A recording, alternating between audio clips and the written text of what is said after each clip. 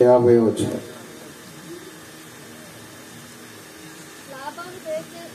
లాబాను బెతూయేలును, ఇది యెహోవా వలన కలిగిన కార్యము చెప్పజాలము. దేవుని యందు ప్రియులారా, అబ్రహాము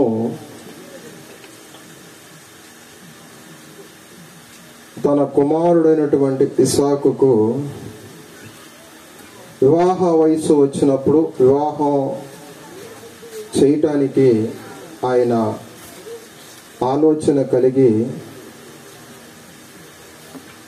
తన యొక్క వృద్ధాప్య సమయంలో తన ప్రధాన దాసుడైనటువంటి ఏలియాజరుని వివాహం కొరకు అతన్ని సిద్ధపరిచి పంపిస్తాడు. అతను కొన్ని సూచనల ద్వారా తాను వివాహానికి తన యజమానుడి కుమారుడైనటువంటి ఇస్సాక్కి ఎలాంటి వ్యక్తి కావాలో కొన్ని గుర్తులు దేవుడికి చెప్తాడు. కొన్ని విషయాలు దేవుడి దగ్గర అతడు తీర్మానం చేసుకుంటాడు. చేసుకుని ప్రయాణం ప్రారంభించినప్పుడు అతను ఎలాగైతే అనుకున్నాడో అలాగుననే మంచి విషయాలు తన మనసులో చెప్పుకున్నాడు దేవునికి. ఇది ఇలా ఉండాలి, నేను వెళ్ళినప్పుడు ఎవరైతే నీళ్లు అడిగినప్పుడు నీకు నీళ్ళు ఇస్తాను, నీ ఒంటిలకు కూడా నీళ్లు పెడతానని ఎవరైతే చెప్తారో వారే ఆ యొక్క కుమార్తె నా యొక్క యజమానుడు కుమారుడైనటువంటి ఇస్సాక్కి భార్యగా దేవుడు ఏర్పాటు చేసిందని తాను మనసులో నిర్ణయించుకుంటాడు. పూర్తిగా దేవుడి మీద ఆధారపడ్డాడు, పూర్తిగా దేవుడి మీద ఆనుకున్నాడు, పూర్తిగా విషయాన్ని దేవుని చేతుల్లో పెట్టాడు. అలాగే అప్పుడు పరిస్థితులు చూస్తే అసలు పెళ్లి కుమార్తెని చూడలేదు, పెళ్లి కుమారుని చూడలేదు. కానీ వారి యొక్క జీవిత వ్యవస్థ చాలా అద్భుతంగా ఉంది. ఈ రోజుల్లోనైతే 360 రోజులు చూసుకున్నా అంత పద్ధతి కనపడట్లా. ముందుగా 360 రోజులు చూసుకుని ఆశపడి మురిసి చేసుకున్నా గాని అంత చక్కని పద్ధతి కనపడదు. చూడండి, ఆమె మిక్కిలి చక్కనిది అని, అలాగే ఆమె యొక్క పని పద్ధతి కూడా చూస్తే చాలా అద్భుతంగా ఉంటది. అక్కడ ధనమును కానీ ఇంకా ఇతరితరగా ఇవన్నీ చూడలేదు, కానీ కొన్ని వ్యక్తిత్వ క్వాలిటీస్ చూశాడు. ఏంటండి? వ్యక్తిత్వానికి సంబంధించిన క్వాలిటీస్. నీళ్లు పెట్టడానికి ఎవరైతే ఒప్పుకుంటారో అంగీకరిస్తారో ఆమె నా యజమానుడికి కుమారుడైన ఇస్సాక్కి భార్య అని తన మనసులో నిశ్చయించుకున్నాడు. అంటే ఆమె యొక్క సదుద్దేశాన్ని మనస్తత్వాన్ని అక్కడ పరీక్షించాడు అతను. ఆమె యొక్క సదుద్దేశాన్ని మనస్తత్వాన్ని పరీక్షించాడు. మంచి మనస్తత్వాన్ని ఎలా గమనించాడంటే, ఎవరో తెలియని వ్యక్తికి, ఎవరో తెలియని పర్సన్కి, అసలు ఆయన ఎవరో తెలియదు కానీ దారిపోయే వ్యక్తి చెప్పాలంటే ఆ దారిపోయే వ్యక్తికి నీళ్ళు ఇవ్వడానికి ఆమె ఇష్టపడింది. నీకే కాదు నీ ఒంటిలకు కూడా నీళ్లు పెడతానంది. అంటే కష్టపడే తత్వం ఉంది ఆమె దగ్గర. ఏముందండి? ఇతరులను పట్టించుకునే తత్వం ఉంది, బాధ్యత ఉంది, శ్రద్ధ ఉంది. ఒక ఆమె తన మందిరం కట్టడానికి జనాభా వస్తే మందిరం డెకరేషన్ చేయడానికి, పిల్లరా, ఆ మందిరం డెకరేషన్ చేయడానికి కట్టడానికి వచ్చినటువంటి వారికి తన పని మనిషి పాలతో టీ పెడితే లీటర్ పాలు పెడద్దని 1/2 లీటర్ పాలతో టీ పెట్టి ఆ పని మనిషి వచ్చి రాకముందే ఈ మనిషి గబగబా వెళ్ళిపోయి అడ్డంగా వెళ్ళిపోయి ఆ లీటర్ పాలలో అంత ప్రసక్తి వద్దు, 1/2 లీటర్ పాలతో సరిపెట్టాలని ఆ టీ ఇచ్చి 1/2 లీటర్ పాలు వస్తూ అడావుడిగా రేకుల మీద పడింది. కాలు కోసుకుపోయింది. 1 లీటర్ రక్తం పైన గారింది అంతే. 1/2 లీటర్ పాలు కలిసి వస్తే ఎంత గారింది, ఎంత రక్తం పోయింది అంటే ఆ మనిషికి ఎవరో తినటం నచ్చదు, ఎవరికి పెట్టడం ఇష్టం ఉండదు. చూసారా? అంటే ఏం చేసినట్టు? రిబ్కాకు చూడు ఎంత మంచి మనస్తత్వం. ఎవరో తెలియనోడికి మంచినీళ్ళు ఇవ్వాలనుకుంటుంది, కష్టపడుతుంది. నీకు ఒంట్లకి మేత ఉంది, నీ ఒంట్లకి నీళ్లు పోస్తా, చాలా మేత ఉంది. ఏముందంట? చాలా ఎవరో తెలియని వాళ్ళకి. అంటే ఆమె యొక్క మంచి స్వభావాన్ని అతను క్యాలిక్యులేషన్ చేశాడు. వెంటనే ఆమెను నిర్ణయం చేసుకున్నాడు. ఈ రోజుల్లోనైతే ఏం చూస్తారంటే ఎత్తు, డబ్బు, అందం, ఐశ్వర్యం, ఇంకేం చూస్తారయ్యా సల్మాన్ గారు? బాగా టాలెంట్ పరుడుగా చెప్పు అండి. ఏంటంట? ఉద్యోగం అంట. కానీ ఆ మనస్తత్వం అనేది కొంత బైబిల్ వాక్యం చదువుతూ ఉంటే కొంతమంది గుర్తుకొస్తూ ఉంటారు. వాళ్ళ పద్ధతులు గుర్తుకొస్తూ ఉంటాయి, వాళ్ళ మనస్తత్వం గుర్తుకొస్తూ ఉంటది, వాళ్ళ స్వభావం గుర్తుకొస్తూ ఉంటది, వాళ్ళకి జరిగినటువంటి బాధ శ్రమ ఎందుకు జరిగిందనేది గుర్తొస్తూ ఉంటుంది అనమాట. ఎవరో తెలియని పర్సన్కి, సంబంధం లేని వ్యక్తికి అసలు వాళ్ళ అయినోళ్ళు వస్తేనే మంచినీళ్ళు ఇచ్చి పలకరించే వాళ్ళు లేని టైం వచ్చేసింది అనమాట. తెలిసిన వాళ్ళు వస్తేనే పట్టించుకునే రోజులు లేవు. కానీ ఆ రోజుల్లో తెలియని వ్యక్తికి నీకు నీళ్ళు ఇస్తాను, నీ ఒంటిలో చదవన్న మాటలు, మా దగ్గర చాలా మేత ఉందని చెప్తున్నాను. ఈ సంఘాల్లో చాలా మందిని చూస్తూ ఉంటాం, సరుకు నిండంగానే అయిపోయినాయి అంటారు. ఓసారి మేము ఒక చోట భోజనానికి వెళ్ళాం. అయ్యగారు ఎంతో తాపత్రయపడి మమ్మల్ని భోజనానికి తీసుకెళ్లాడు. ఆ అమ్మగారు అంటుంది నూనె ప్యాకెట్లు లేవు అంటుంది.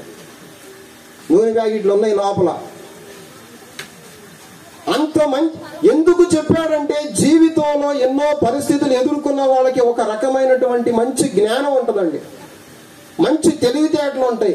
ఎవరు మంచి స్వభావం గలవారో ఏలియాజర్ క్యాలిక్యులేషన్ చేసుకుని ఒక మంచి ఆలోచన విధానానికి వచ్చాడు. ఎవరైతే నీకు నీళ్ళు ఇస్తాను, నీ ఒంటిలకు కూడా నీళ్ళు ఇస్తానని చెప్తారో, పెడతానని చెప్తారో ఆమె నా యజమానుడైనటువంటి అబ్రహాము కుమారుడైనటువంటి ఇస్సాకుకి భార్య అని ఎంచుకున్నాడు.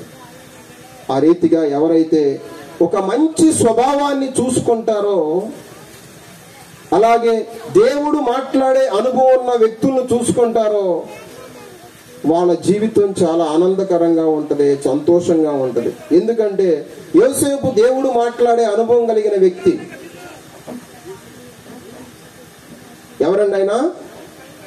దేవుడు మాట్లాడే అనుభవం ఉన్న వ్యక్తి. కాబట్టి దేవుడు మాట్లాడే అనుభవం ఉన్న వ్యక్తి కాబట్టి ఎంతో అద్భుతంగా ఆ కుటుంబం కట్టబడింది. దేవుడైనటువంటి యేసు ప్రభువారి లోకానికి రావడానికి ఒక మంచి పాత్రగా తన వంతు కృషి చేయగలిగాడు. దేవుడు మాట్లాడే అనుభవం ఉన్నవాళ్ళు దేవుని ఇష్టానికి, దేవుని చిత్తానికి చక్కగా ఉపయోగపడతారు. ఆ అనుభవం లేని వారికి ఎంత ఆస్తి ఉన్నా, అంతస్తులు ఉన్నా, వారి జ్ఞానము గాని, వారి చదువు గాని, వారి పదవి గాని, వారికి ఉన్న పరిస్థితులు గాని దేవుని చిత్తానికి ఉపయోగపడవండి. యోసేపు చక్కగా దేవుని దర్శనము కలిగిన వాడు కాబట్టి ఆమెని రహస్యంగా విడనాడాలి అనుకున్నప్పుడు అతనికి దర్శనం వచ్చింది. ఎంత మంచి స్వభావం చూడండి. ఆమె మీద వ్యతిరేకంగా ఎలాంటి చెడ్డ ఆలోచన చేసుకోలేదు. ఇవాళ చాలా మంది సంఘాల్లో ప్రార్థన చేస్తున్న అభివృద్ధి పొందకపోవడానికి, డెవలప్ అవ్వలేకపోవడానికి కారణం ఏంటంటే వారి మనస్తత్వం, ప్రియులారా, వారి స్వభావం, వారి బుద్ధి, వారి ఆలోచన విధానం. అందుకని అన్నాడు, నరుడు యొక్క హృదయములోని తలంపుల్లోని ఊహంతా ఎల్లప్పుడూ కేవలము చెడ్డదని యెహోవా చూసి. ఏం చూశాడంట? నరుడు యొక్క హృదయములోని తలంపులోని ఊహంతా ఎల్లప్పుడూ కేవలము చెడ్డదని చూశాడంట దేవుడు. ఏం చూశాడు? దేవుడు ఏం చూశాడో నిజంగా ఏలియాజరు కూడా అదే పద్ధతిలో చూశాడండి. ఆ విధానాన్నే చూశాడు. చూశారా?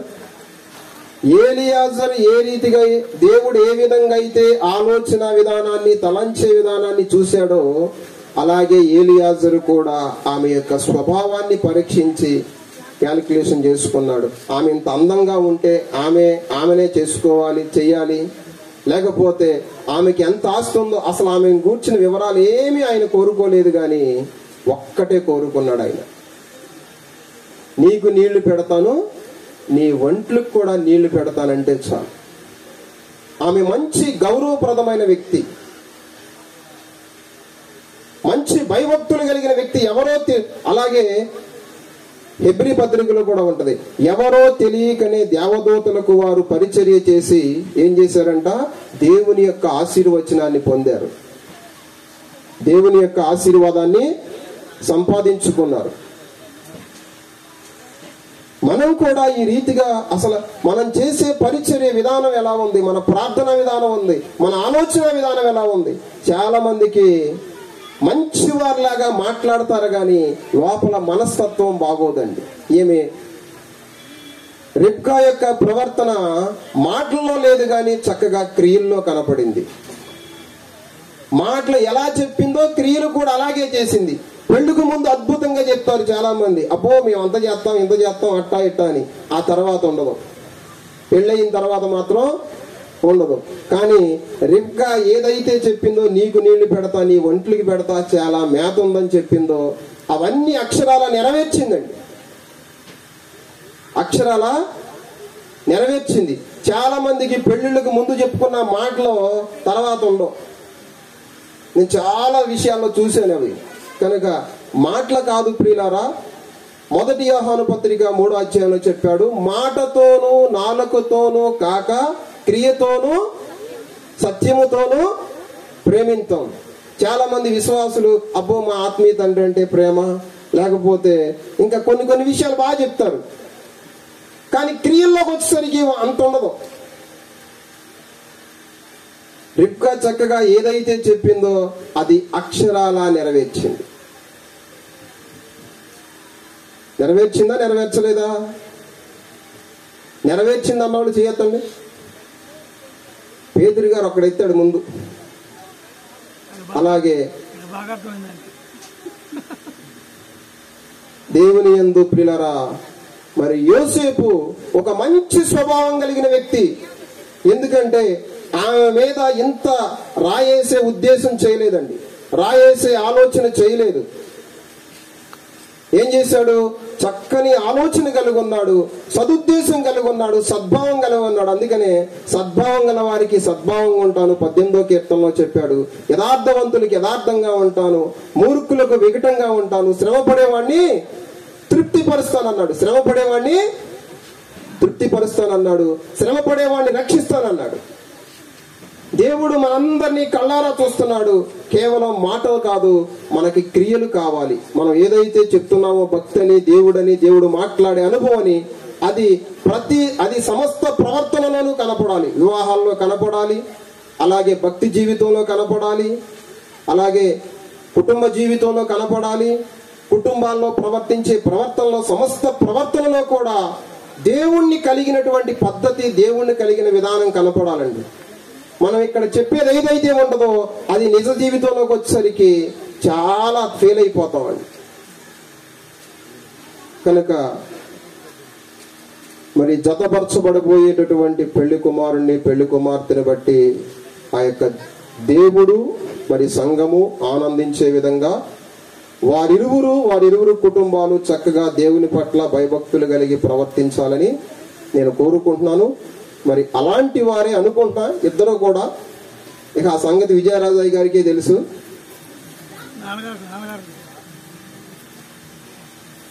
కనుక